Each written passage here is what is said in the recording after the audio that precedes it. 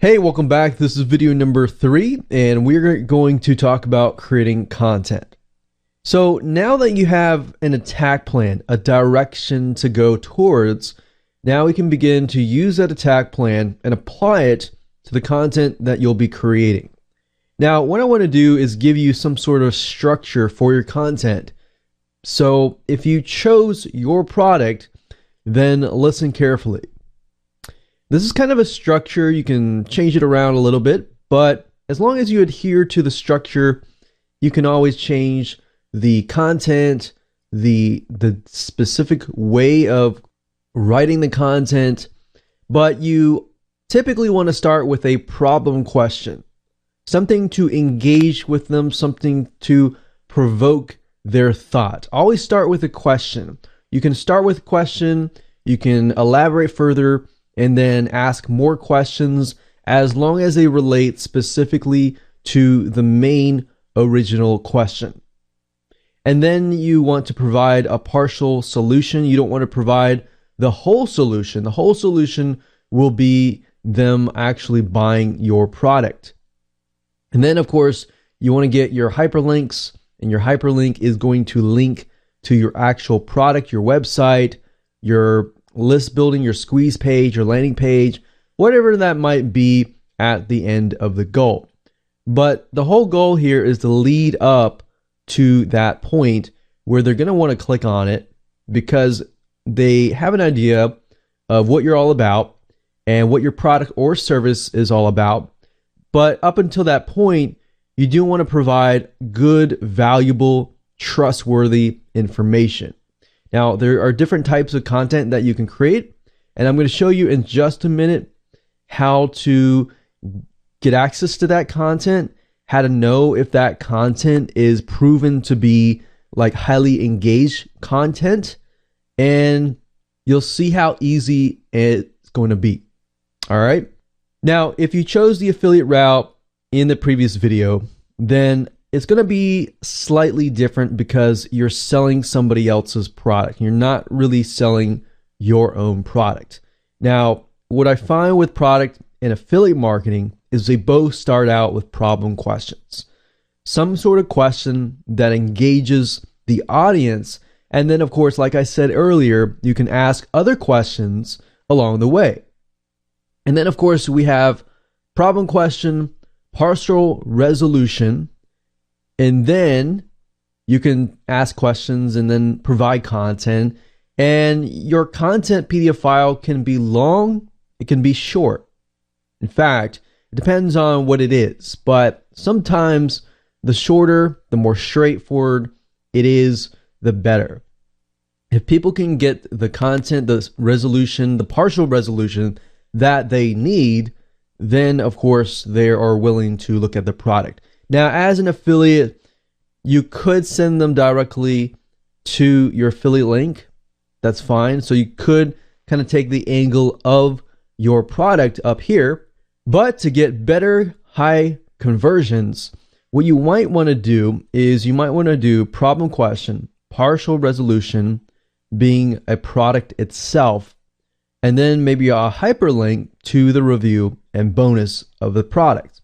So a review of the product, you could be linking them to the review, you could be linking them to a comparison chart, and then at the end of that landing page, so this is the landing page itself, you direct them to the landing page, it provides a review, and maybe at the very end provide some sort of valuable bonus, whereas if they buy through your affiliate link, then you can get commission. So they have more incentive to buy through your affiliate link. Now, I will say off the bat, if you are promoting any type of niches aside from business or internet marketing or even technology, something that is a general niche like dogs, organic foods, stuff like that, typically you may not really need the bonus right here.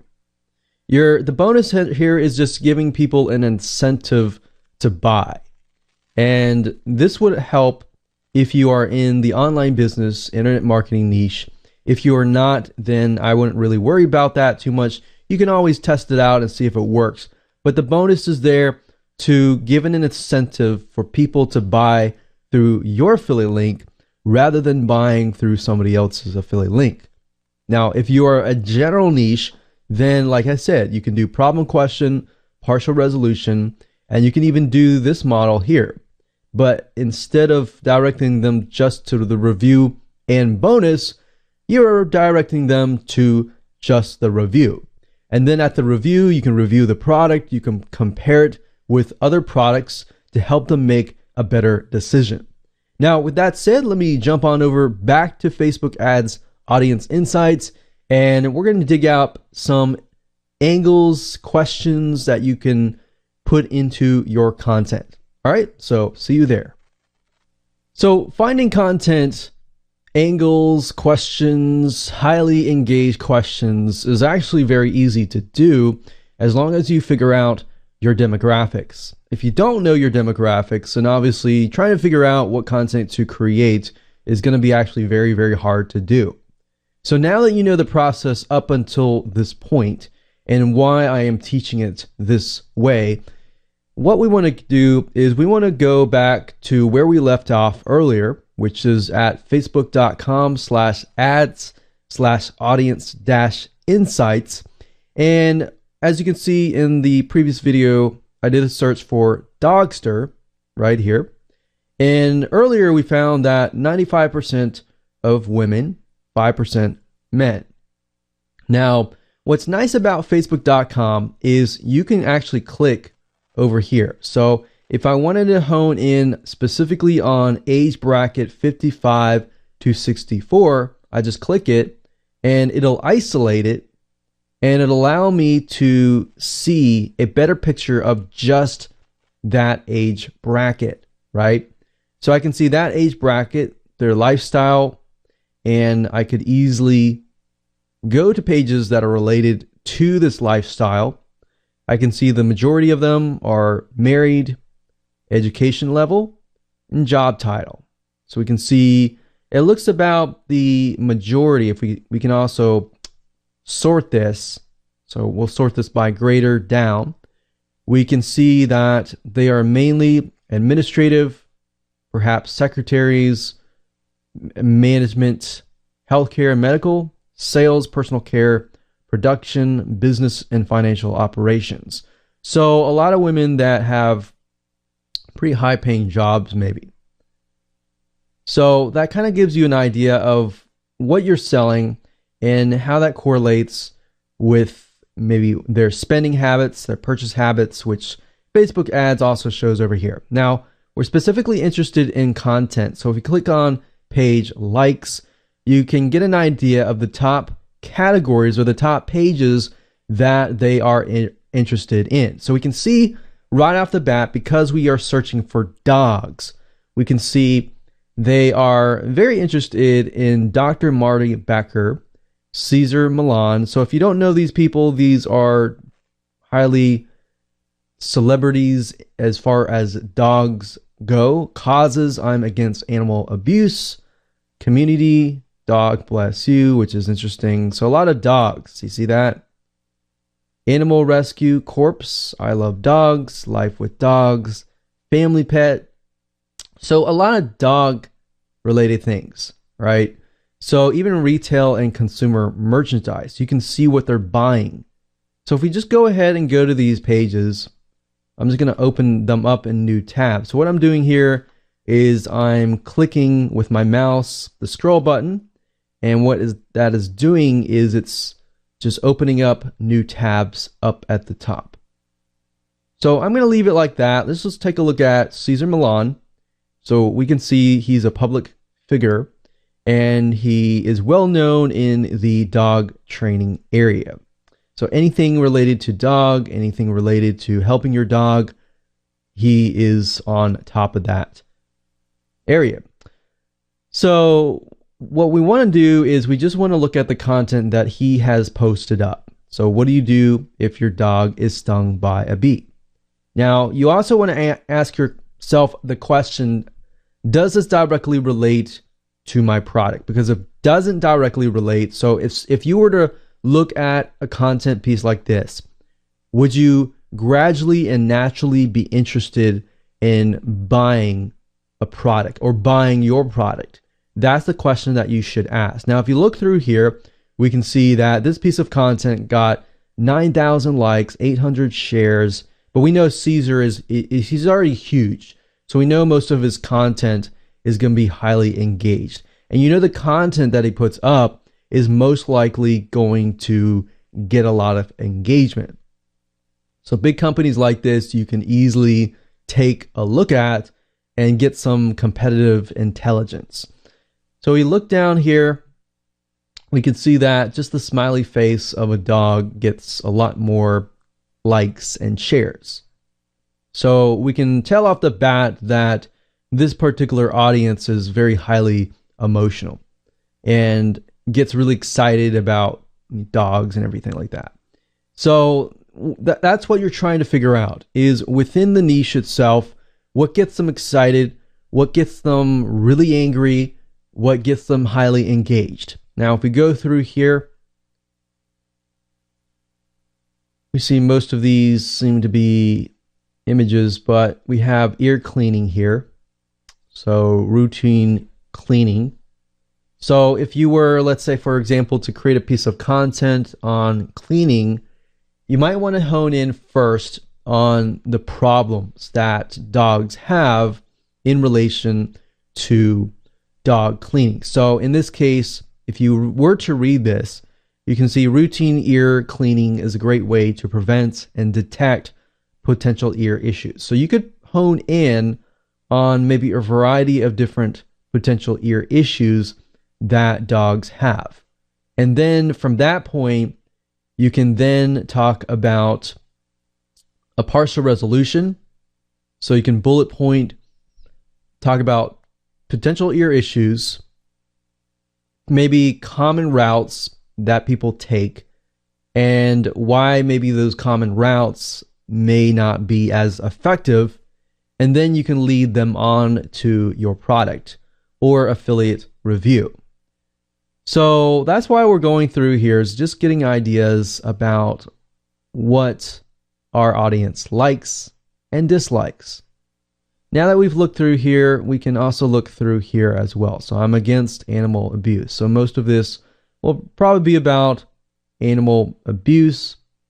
But if we're interested in creating content on other areas, just go through here, look at them. What's nice about Facebook is it also allows you to like.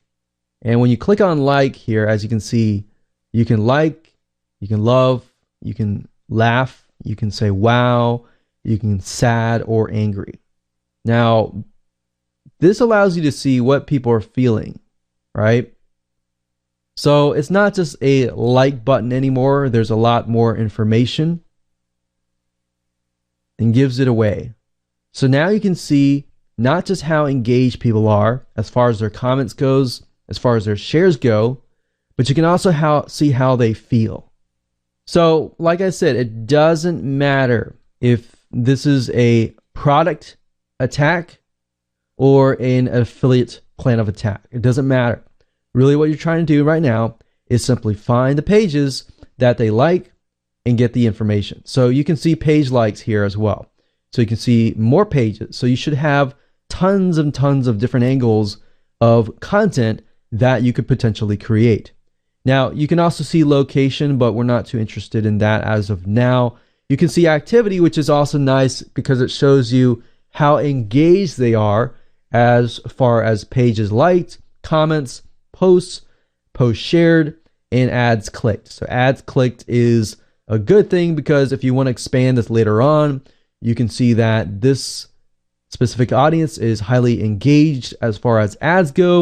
And what does that tell you? If they're willing to click on an ad, they're most likely willing to be interested in purchasing.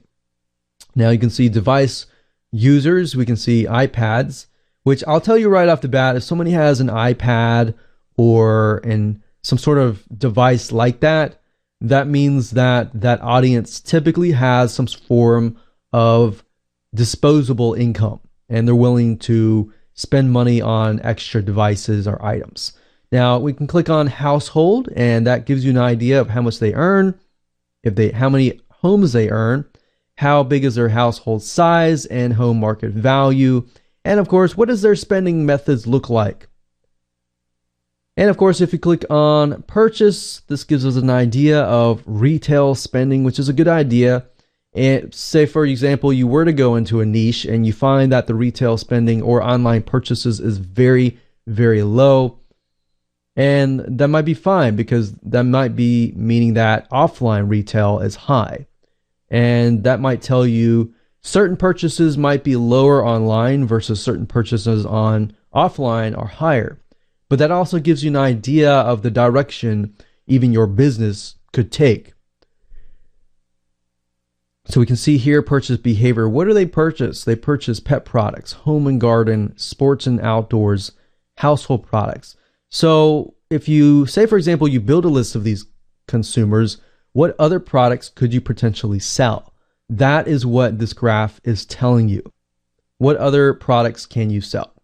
So hopefully this gives you a good idea of different content pieces that you could create, as long as you understand that what you might want to do is either start with statistics, start with a question, and look at the content and turn it into a question, as long as it's a problem question. So like I showed you earlier with the ear infections, you generally speaking want to start out with a question that provokes thoughts in relation to a problem. What kind of problems does your dog's ear have? Different ear infections, so that you can relate to different people as far as ear infections go. Now, if your product is about dog training and it's not really related to ear infections at all, then obviously in that case, you don't want to take that content angle. So at the end of the day, you want to make sure that it follows a path from the point of the problem question actually relating to your product or service or the affiliate review. So keep that in mind. As long as you understand that everything flows correctly, you'll be able to create a high converting content piece. Now, another question that a lot of people ask is how long or how many words should I write? That really doesn't matter as much. You can take a look at the content pieces that are on the Facebook pages, see how long those content pieces are. If they're really super long, that might be a big indicator that that particular niche likes long content. If it's fairly short, you might want to keep it short, maybe an article page long. So that's a good indication, as long as you take a look at several pages and you see a repeating pattern. With that said, let's move on to video number 4.